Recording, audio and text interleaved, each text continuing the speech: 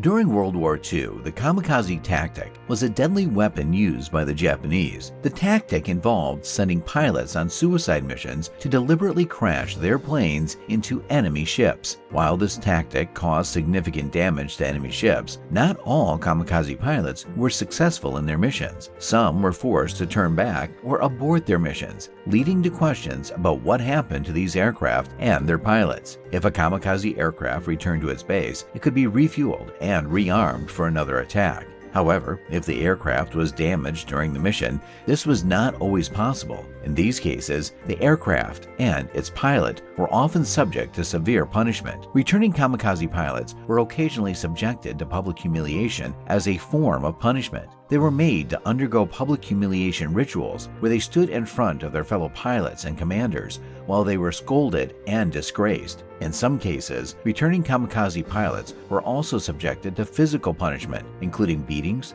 torture, or even execution for failing to complete their mission. These punishments were intended to motivate pilots to complete their missions at all costs, regardless of the personal risk involved. However, not all kamikaze pilots who returned from their missions were subject to punishment. Some pilots who were unable to complete their missions due to mechanical failure or other issues were simply reassigned to other duties. These pilots were often considered unlucky rather than dishonorable and were given other opportunities to serve their country. Today, the legacy of the kamikaze remains a controversial and divisive topic. Some see it as a desperate and misguided tactic that caused unnecessary loss of life, while others view it as a symbol of Japanese courage and sacrifice in the face of overwhelming odds. Regardless of one's perspective, the kamikaze and the pilots who flew these suicide missions will continue to be remembered and debated for many years to come.